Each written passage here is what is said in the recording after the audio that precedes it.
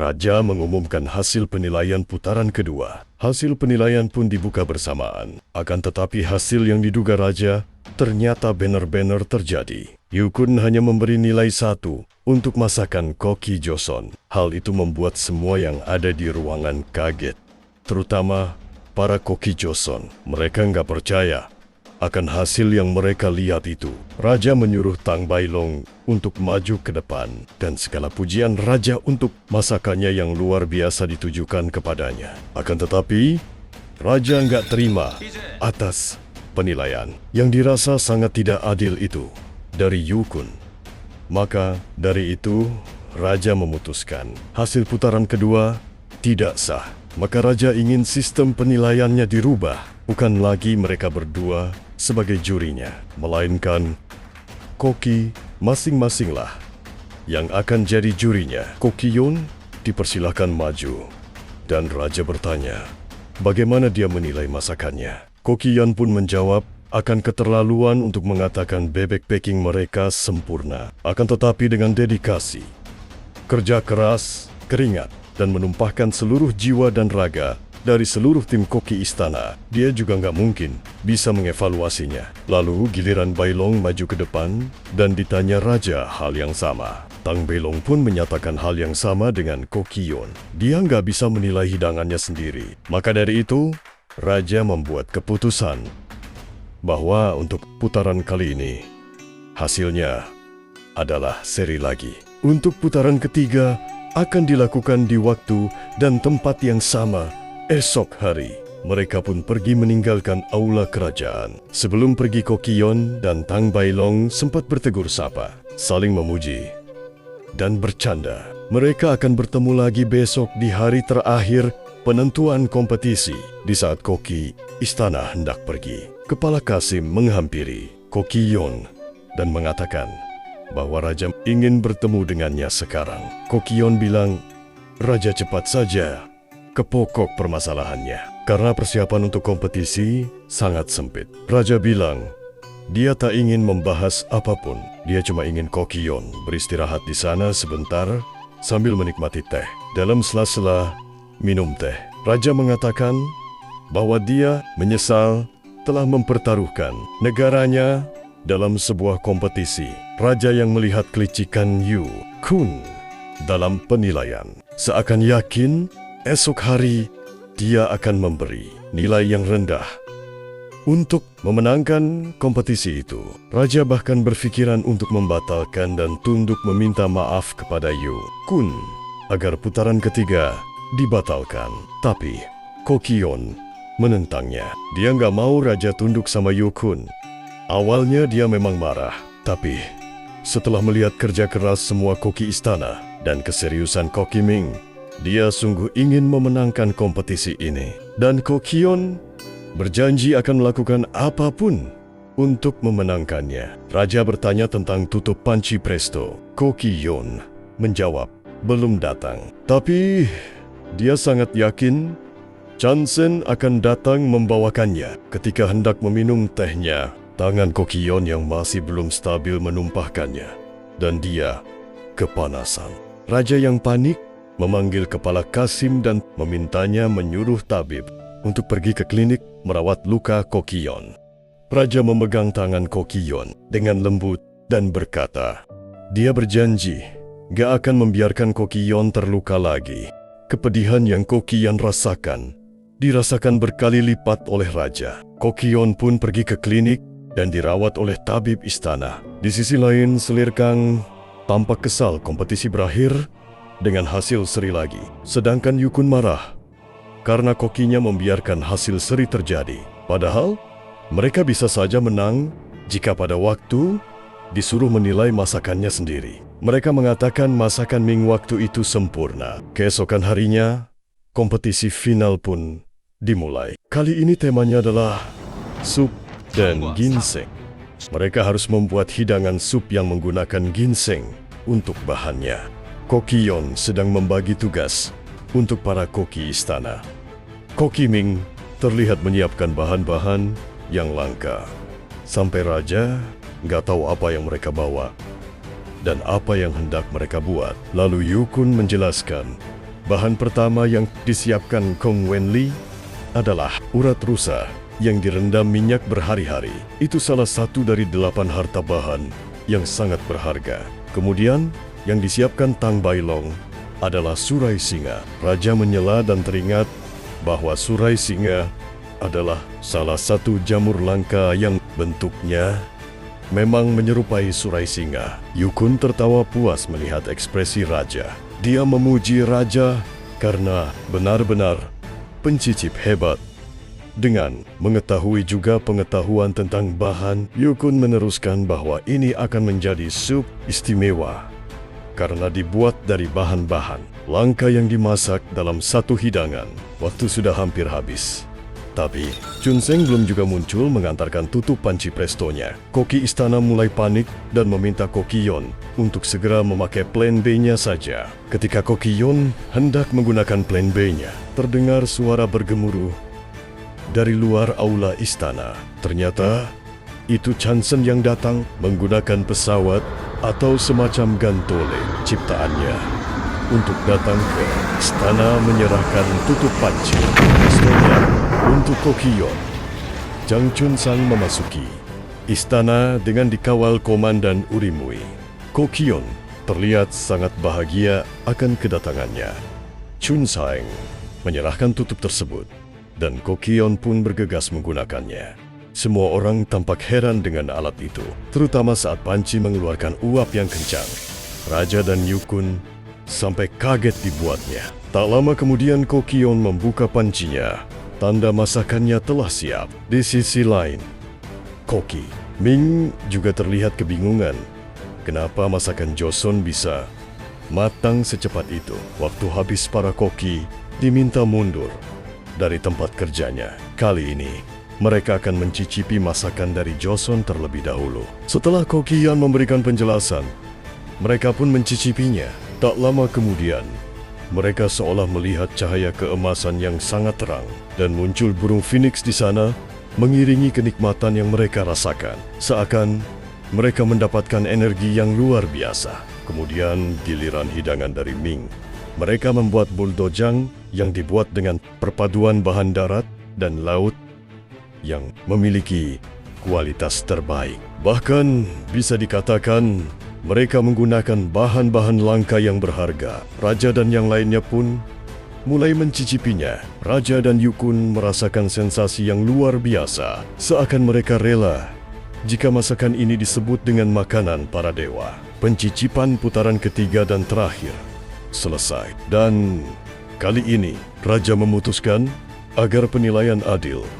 Maka para koki akan mencicipi masakan satu sama lain dan kemudian menilainya. Mereka semua mulai mencicipinya. Namun Koki Yon melihat bahwa Koki Kong Wenli sama sekali nggak memakan hidangan mereka. Raja pun melihatnya dan bertanya kepada Yukun tentang hal tersebut. Yukun menjawab sejak Kong Wenli mencapai tingkat keahlian masak tertinggi, dia nggak bisa makan makanan apapun. Namun, dia bisa menciptakan rasa terbaik tanpa harus mencicipinya. Raja pun terkejut dan bilang bagaimana dia bisa menilainya kalau tidak mencicipinya. Yukun menjawab, entah bagaimana, dia akan menilai dari rasa yang belum pernah dia rasakan sebelumnya. Dan bisa, jadi ini akan mempengaruhi penilaiannya. Tapi Yukun menegaskan bahwa ini keputusan Raja untuk menyerahkan pada koki untuk penilaiannya. Raja terlihat kesal dan gusar. Dia masih belum bisa membayangkan jika satu koki nggak bisa memberi nilai saja, itu sudah mengurangi 10 nilai dari nilai maksimal mereka. Koki Yon nggak tinggal diam. Dia akan mencoba untuk tidak menata rapi makanannya dengan tujuan agar koki Kong Wenli mau mencicipinya. Walaupun cuma sedikit saja, Koki Yon menyerahkan hidangannya kepada Kong Wenli. Dia juga bilang bahwa bukankah kebahagiaan seorang koki itu adalah membuat makanan dan mencicipi adalah kebahagiaan yang makan. Itulah yang membuat memasak menyenangkan, terlepas apapun hasilnya nanti. Koki Yon menegaskan bahwa dia menyajikan makanan ini dengan harapan Kung Wenli juga akan bahagia. Semua pun terkejut, terlebih Yukun saat melihat Kung Wenli mulai mengambil dan memasukkan makanan ke mulutnya. Tak butuh waktu lama, Kung Wenli langsung menangis saat dia mencoba kuahnya setelah tadi cuma mencicipi ayamnya. Dia menangis sejadi-jadinya dan berkata bahwa ini adalah rasa yang sempat terlupakan olehnya dan dirindukannya selama bertahun-tahun. Dia teringat akan cita rasa yang pernah dibuat oleh neneknya. Semakin dia mencoba membuat masakan baru yang lebih enak, dia semakin gak bisa merasakan rasa. Sampai di titik dia bisa menciptakan banyak masakan enak tanpa harus mencicipinya. Tapi dia merasa gagal dan gak bisa jadi koki terhebat karena gak pernah bisa menandingi kelezatan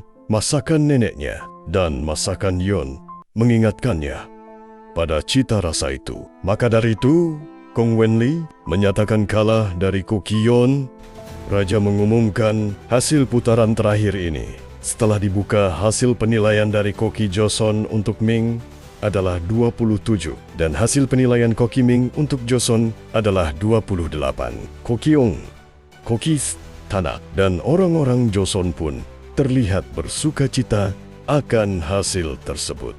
Melihat hal itu menjadikan kelicikan Yukun membara. Dia tidak akan pulang membawa upeti apapun atas kekalahan itu. Namun, dia meminta Koki Yon sebagai gantinya. Raja pun marah besar sampai menanduk hidung Yukun dengan kepalanya hingga berdarah. Yukun yang gak terima akan menganggap ini sebagai tantangan dan penghinaan Joseon kepada Kekaisaran Min.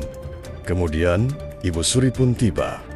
Beliau mengatakan kepada raja bahwa sebagai raja seharusnya dia lebih bijak dan gak bertindak gegabah. Lalu Ibu Suri pun mengatakan untuk tidak menyalahgunakan nama Kaisar Ming untuk tindakannya yang licik itu. Yukun semakin marah dan menganggap mereka kehilangan akalnya. Lalu Ibu Suri menunjukkan kepada Yukun surat balasan dari istri kedua dari mendiang Kaisar yang merupakan bibi dari Ibu Suri. Yukun sangat kaget melihatnya. Tangannya bergetar dan bicaranya terbata-bata. Lalu Yukun segera bersujud dan mengakui kesalahannya telah menipu Kaisar dan menodai kehormatan keluarga Kekaisaran Ming. Raja meminta Yukun berjanji untuk menepati sesuai kesepakatan mereka. Dan Yukun pun bilang, demi langit, dia akan menepatinya. Dan dia bergegas meninggalkan ruangan. Setelah mereka pergi, Ibu Suri memberi nasihat kepada Raja untuk lebih berhati-hati lagi dalam membuat keputusan. Kemudian Ibu Suri juga mempunyai satu permintaan. Pangeran Agung Jinmyong sangat penasaran dengan masakan Kokion. Ibu Suri ingin Raja mengizinkan dia untuk mencicipi masakannya. Raja bersedia untuk mengaturnya besok. Ibu Suri pun meninggalkan aula kerajaan. Di malam harinya, Selir Kang menghadap Pangeran Agung Jesan untuk memberitahu rencana jahatnya terhadap Pangeran Agung Jinmyong. Selir Kang mengetahui bahwa besok Koki Yon akan membuatkan ayam ogolgia utuh panggang mentega dengan ginseng. Selir Kang akan mengorbankan Jinmyong dan membuat Raja murka demi menyingkirkan Koki Yon. Sementara itu Koki Yon dan Gilgem merasa lega dan bahagia telah melewati ini semua, dan Raja di kamarnya melanjutkan menulis buku Mangunroknya. Keesokan harinya, Kokian menghadap Raja. Raja memastikan hidangan untuk Pangeran Agung Jinmyong dan memberikan hadiah baju koki baru untuk Yon. Lalu Raja meminta Koki Yon untuk menemuinya setelah acara makan dengan Pangeran Agung Jinmyong. Tapi Koki Yon sudah ada janji dengan para koki Ming untuk bertemu dan mengucapkan perpisahan dengan mereka. Raja sempat melarangnya, lalu akhirnya memperbolehkan Yon menemui mereka sebentar. Kemudian, setelah itu harus menemui Raja di Jangwon Seo. Koki Yon pun tampak tengah mempersiapkan hidangan itu dengan para koki. Istana lainnya, Raja dan Pangeran Agung Jinmyong tampak mengobrol. Walaupun awalnya Pangeran Agung Jinmyong terlihat begitu canggung. Karena itu pertama kalinya dia duduk berdua untuk makan bersama Raja. Tapi setelah Raja mengungkapkan bahwa jika mereka sedang berdua saja dia boleh memanggilnya kakak. Dan Raja juga berencana akan sering mengajaknya makan berdua di kemudian hari. Itu sangat membuat Pangeran Agung Jinmyong bahagia. Makanan telah siap. Koki Yuan menjelaskan hidangannya dan saat mencicipi masakannya, Pangeran Agung Jinmyong terlihat sangat terpukau dengan rasanya. Dia bilang belum pernah merasakan makanan selezat itu sebelumnya. Setelah itu, Koki Yuan memenuhi janjinya untuk menemui Koki Ming dan memberikan hadiah kepada mereka. Rombongan Koki Ming berpisah dengan Yu Kun atas seizinnya untuk meningkatkan kembali kemampuan mereka. Sesaat sebelum pergi, Tang Bailong memberikan pesan untuk disampaikan Raja. Tepian benda selalu sulit untuk dilihat, dan saat kau tidur, pastikan untuk mengunci pengaitnya dengan baik. Saat kembali di istana, mereka berpapasan dengan ibu dari Pangeran Agung Jinmyong. Tanpa basa-basi dia menampar Koki Yuan dan mengatakan anaknya sekarat setelah memakan makanan darinya. Kemudian beliau memerintahkan Koki Yuan untuk dibawa dan diinterogasi. Selir Kang tampak puas. Rencananya berjalan sesuai yang dia inginkan. Sementara itu, Raja yang belum mengetahui hal ini masih menunggu Koki Yuan di Jangwonseo. Bagaimana nasib dari Koki Yuan? Apakah disinilah titik kemenangan Selir Kang dan berhasil menyingkirkan Koki Yuan? Lalu apa yang akan dilakukan Raja? Setelah mengetahui hal ini, nantikan kisah seru kelanjutannya di episode 10 ya guys. Bahagia selalu untuk kalian semua. Jangan lupa makan makanan lezat dan sehat. Bye-bye.